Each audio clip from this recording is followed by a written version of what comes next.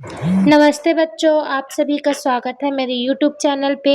आज हम मानसिक योग्यता मेंटल एबिलिटी का पहला अध्याय करने वाले हैं। मेंटल एबिलिटी का पहला अध्याय विषम आकृतियां ऑड वन आउट सीखेंगे। इसमें आपको 4 आकृतियां दी जाएंगी ए, बी, सी और डी।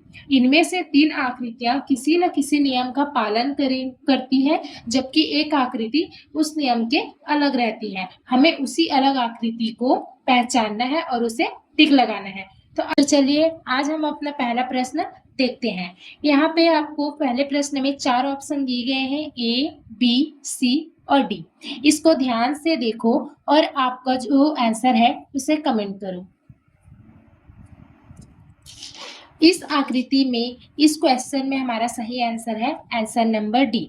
आइए जानते हैं इसका रीजन क्या है, इसके पीछे कारण क्या है।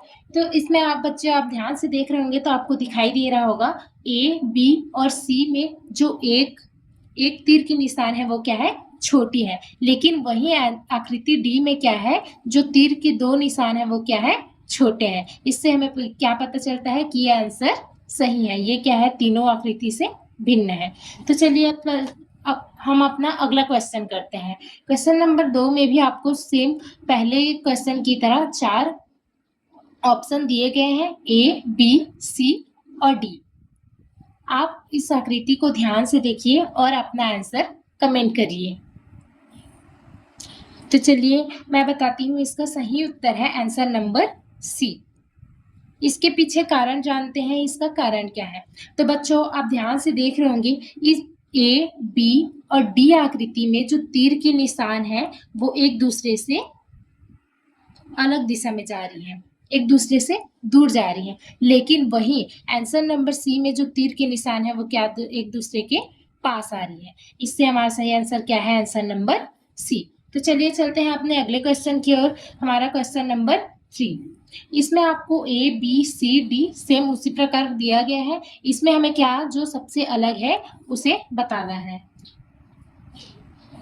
तो इसका सही उत्तर है आंसर नंबर सी। इसके पीछे कारण जानते हैं, इसका कारण क्या है।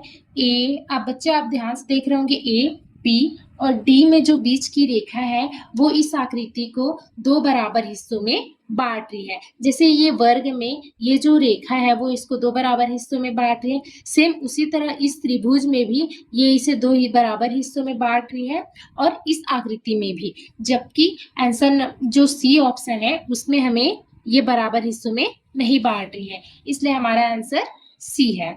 तो चलिए चलते हैं अपने अगले क्वेश्चन की ओर, जो हमारा क्वेश्चन नंबर 4। इसमें भी आपको 4 आकृतियां दी गई हैं। तो बच्चों ध्यान से देखो, इसमें आपको आंसर कौन सा सही है कमेंट करो। तो आपको मैं बताती हूँ इसका आंसर क्या है, answer number D, option number D. अब चलिए जानते हैं कि ये डी जो ऑप्शन है वो सही क्यों है। इसके पीछे कारण है, अन्य जो सभी आकृति में मतलब ये जो सभी आकृति है उसमें ये जो बिंदु है बाहर की तरफ वो किसके हिसाब से है, उसके किनारों के हिसाब से। इसमें किनारों की संख्या कितनी है, साइड्स कितने हैं, 1 2 3, इसलिए बिंदु भी बाहर में कितने हैं, 3। सेम उसी प्रकार इसमें साइड्स है 5 और बाहर में भी 5 बिंदु है। सेम वर्ग में भी 4 साइड्स है और 4 बिंदु है। लेकिन वही ऑप्शन नंबर डी में साइड्स कितने हैं, हमारे किनारे 4 है लेकिन बिंदु कितने हैं, 3 है। इसलिए हमारा आंसर क्या है, डी है। तो चलिए चलते हैं क्वेश्चन नंबर 5 में। सेम क्वेश्चन नंबर 5 में भी आपको 4 ऑप्शन दिया गया है ए, बी, सी, डी। इसमें से जो सबसे अलग आकृति है उसे हमें क्या करना है, टिक लगाना है। तो चलिए देखते हैं इसमें से कौन सा आंसर सही है। हमारा सही आंसर है आंसर नंबर डी। इसका रीजन जानते हैं। जैसे आप इसको ध्यान से देख रहे होगे, इस चित्र में जो तीर की निशान है वो क्या है, बाहर की ओर है।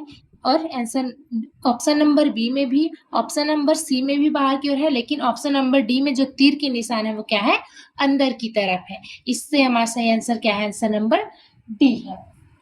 अगर आपको वीडियो अच्छी लग रही है और पढ़ाई समझ आ रही है तो चैनल को लाइक और सब्सक्राइब जरूर करें। तो देखो बच्चों, यहाँ पे जो क्वेश्चन नंबर 6 में सेम पिछले क्वेश्चन की तरह ही 4 ऑप्शन दिया गया है। चारों ऑप्शन में जो हमारे विषम आकृति हैं, क्योंकि हमारा जो अध्याय वो क्या है, विषम आकृति है, ऑड वन आउट। तो जो सबसे अलग है उसे हमें छांटना है। तो इसमें आप देख रहे होंगे ए जो ऑप्शन है उसमें क्या है, ये तीर के निशान में बाहर में क्या है, एक सर्कल है, लेकिन सर्कल क्या है, खाली है। और इसमें भी तीर के निशान के ऊपर सर्कल है, डी में भी सेम, डी में भी। लेकिन आप ध्यान से देख रहे होंगे तो बी में जो सर्कल है वो क्या है, शेडेड है, मतलब रंगा हुआ है। तो हमारा आंसर कौन सा होगा बच्चों, आंसर नंबर बी। तो चलिए चलते हैं अपने अगले क्वेश्चन की ओर। हमारा है क्वेश्चन नंबर 7। इसमें भी 4 क्या दिए गए हैं, ऑप्शन। अगर आपको इसका आंसर पता है तो आप कमेंट करो। तो चलिए मैं बताती हूँ इसका आंसर क्या है। इसका आंसर है आंसर नंबर डी। इन चारों आकृति में 2 प्लस का चिन्ह है और 2 क्या है, ट्रायंगल है, त्रिभुज है। लेकिन इन ए, बी और सी ऑप्शन में आप देख रहे होंगे एक ट्रायंगल क्या है, बिना रंगा हुआ है, और एक ट्रायंगल क्या है, शेडेड है। लेकिन वही ऑप्शन नंबर डी में दोनों ट्रायंगल क्या है, शेडेड रीजन में है, इसलिए हमारा क्या है, आंसर नंबर डी है।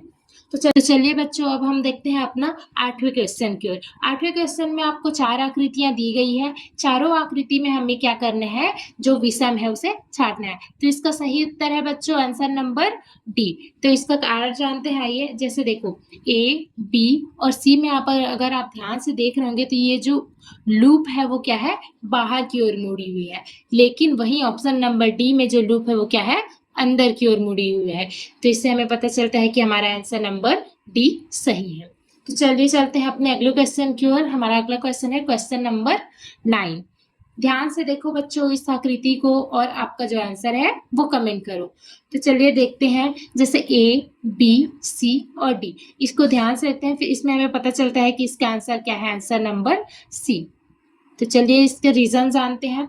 जैसे ए, बी और डी में आप देख रहे होंगे कि ये जो तीर के निशान है वो क्या है, क्लॉकवाइज घूम रही है, मतलब घड़ी की सुइयों के हिसाब से घूम रही है, ठीक है। लेकिन वही ऑप्शन नंबर सी में ये क्या है, घड़ी की सुइयों के विपरीत दिशा में घूम रही है, मतलब एंटी क्लॉकवाइज घूम रही है। तो इसलिए इसका आंसर क्या है हमारा, सी। तो चलिए चलते हैं, आज का हमारा लास्ट क्वेश्चन, अंतिम क्वेश्चन है। तो हमारा अंतिम क्वेश्चन है क्वेश्चन नंबर 10। इसमें भी चार ऑप्शन आपको दिए गए हैं। इन चारों ऑप्शन को ध्यान से देखो और अपना आंसर आप कमेंट करो। ठीक है बच्चों, तब तक के लिए बाय बाय, मिलते हैं अपनी अगली वीडियो में।